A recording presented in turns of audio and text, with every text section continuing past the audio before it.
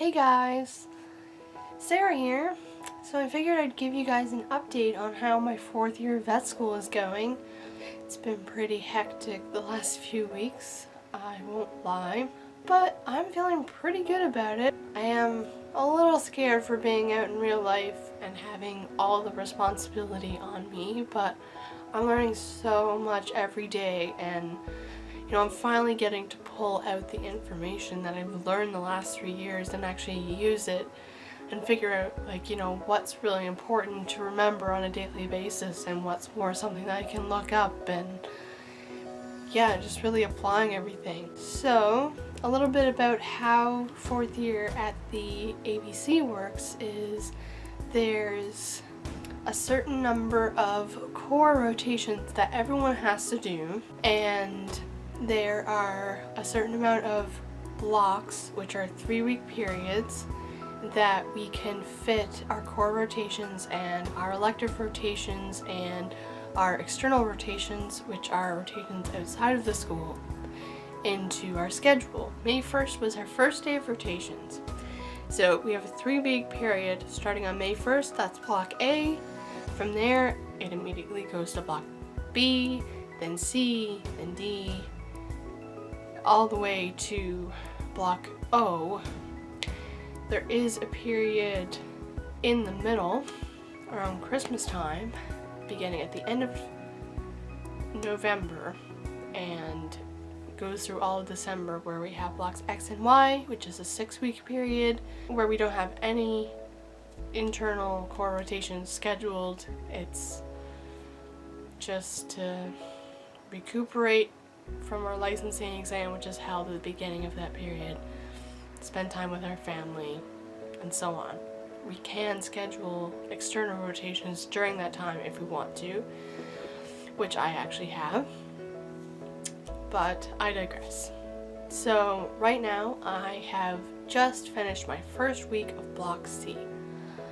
Right now I'm doing the community practice rotations. So basically, the school here has a vet clinic that's just like your everyday vet clinic. You do checkups and, simple issues can be taken care of, vaccinations, that sort of thing. It's just charged basically like a regular vet clinic. The difference is,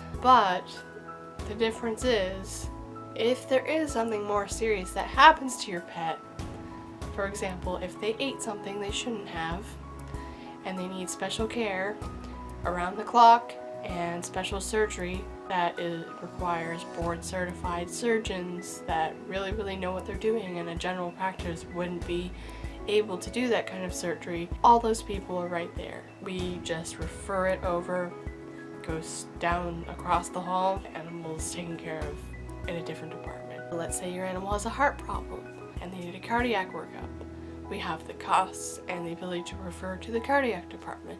So in my block A, I was in radiology, so I was taking radiographs, looking at ultrasound exams being performed, and evaluating radiographs, being tested on our evaluation of radiographs, and presenting the various radiographs in the morning that we had taken throughout the day. And it was a good rotation. It was pretty relaxed. It was a good start to a year. My next was large animal medicine and surgery, which is all of the emergency critical care and ICU or intensive care unit patients that the ABC gets for their large animals. That's cattle and horses. They also take care of goats and sheep, and any basically farm animals. They have the occasional llama there. Mostly it is horses.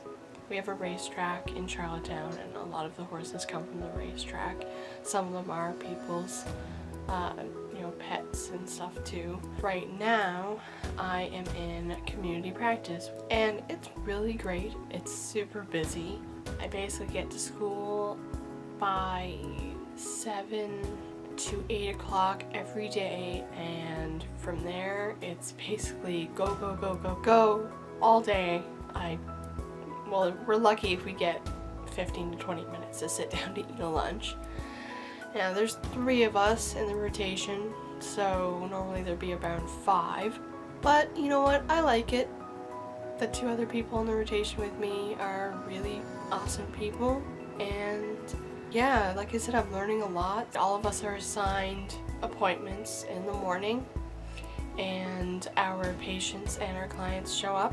We introduce ourselves, bring them to an exam room, take a history from them, do a physical exam, look at what issues that they're having, and then we find the clinician associated with the case to brief them on the situation, and they enter the exam room, and then we kind of just talk about everything together and come up with a plan.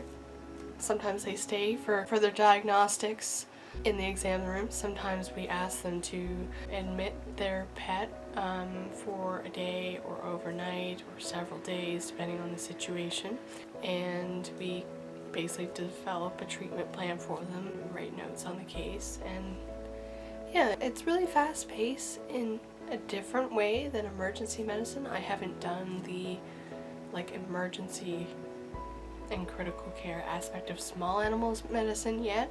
That I'm going to be doing later on during the year. But it's busy in a different way, and it's good. Like, I love interacting with the clients. They're all amazing people. They're just so patient with us, like learning. You know, sometimes we don't do things as fast or as adeptly as the clinician does, but every day we're learning so much, and you know, we all work together to help the individuals that come in here that need our help and to do best by them. It's really an amazing experience. I'm so thankful for the just astounding care and talent that we have at this school. We're just so fortunate to have the people we have working here. So it's the weekend. We do have ICU shifts, which is shifts in the intensive care unit during our community practice rotation. So my first one is tomorrow from 12 p.m. to 5 p.m. And yeah, it should be interesting.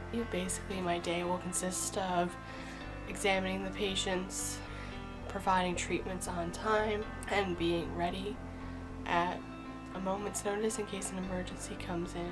We can begin treating them and assessing them right away. After community practice, I will have a week off, during which time I'll be studying basically full-time. I'm going to go to the school at 8 a.m. every morning. I'm going to go to the library, study until 12, and then take my hour lunch, go back to the library, and study till the evening.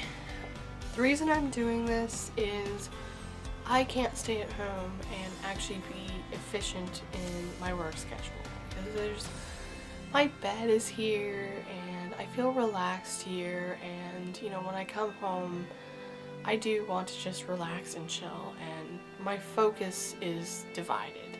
So I decided to treat studying for the licensing exam like a job.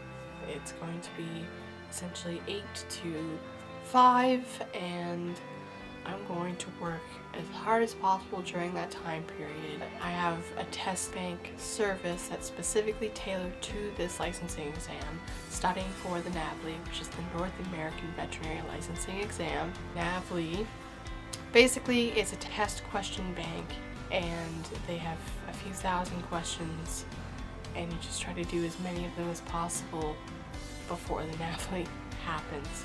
I'm not so concerned with getting through all of the questions.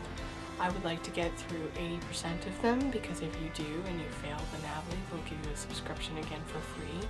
It's a $300 subscription. I have the subscription for an extended time than usual. I paid the $300 and I have it until December 31st. I won't need it for that long. I'm going to be writing my tests somewhere between November 27th to December 9th. That is the testing window for this year. We can't choose our testing date until the end of August. So yeah, I'm going to be studying for that tonight. I haven't been able to study for it during large animal medicine and surgery because it was very exhausting.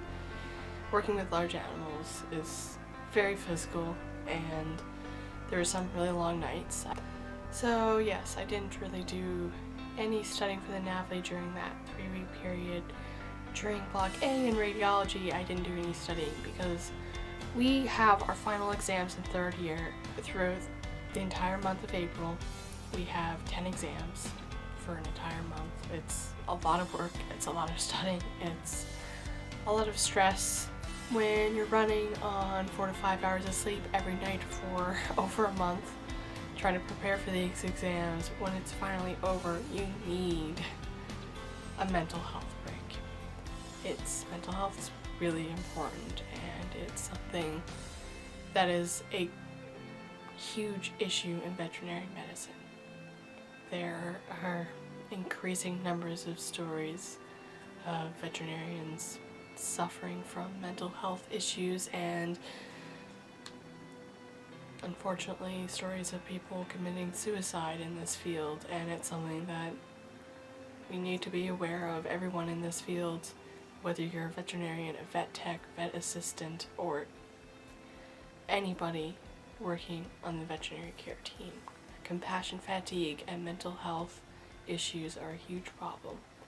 So yeah, I did tell myself, no, you're not going to do any studying for those first 3 weeks. And I didn't. I purchased my subscription. I tested out the questions to see how they worked, but I didn't really focus on it. I'm realizing that the first week of any of my rotations are going to be a no-go. I'm not going to be able to study during those times because I really need to focus on getting up to speed with all the people I'm working with, the rhythm of the rotation, you know, what's expected of us, and there isn't always a lot of time for them to explain or orient to new things. And just as you're getting used to a rotation, at the end of that 3 weeks, you switch to a new one. So it's a lot to take in a very short amount of time. But I have the weekend free, mostly free. I have a little bit of free time tomorrow morning. I have tonight, and I have tomorrow night after 5 p.m.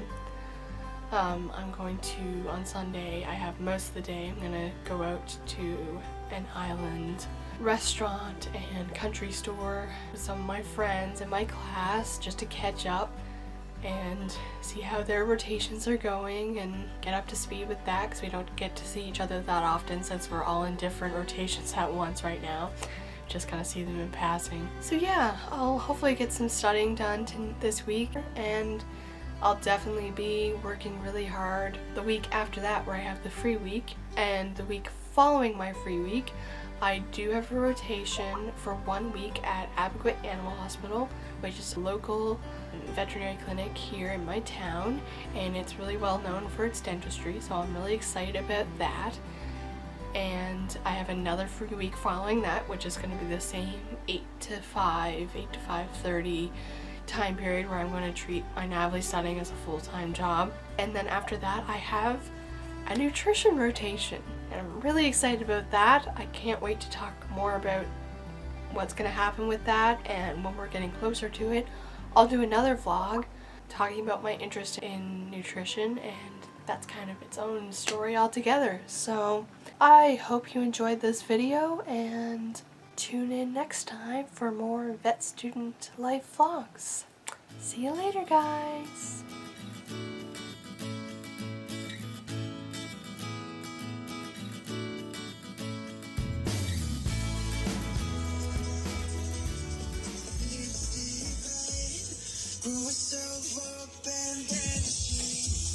Walking to a four-filled river. All the boards will just be sad at you.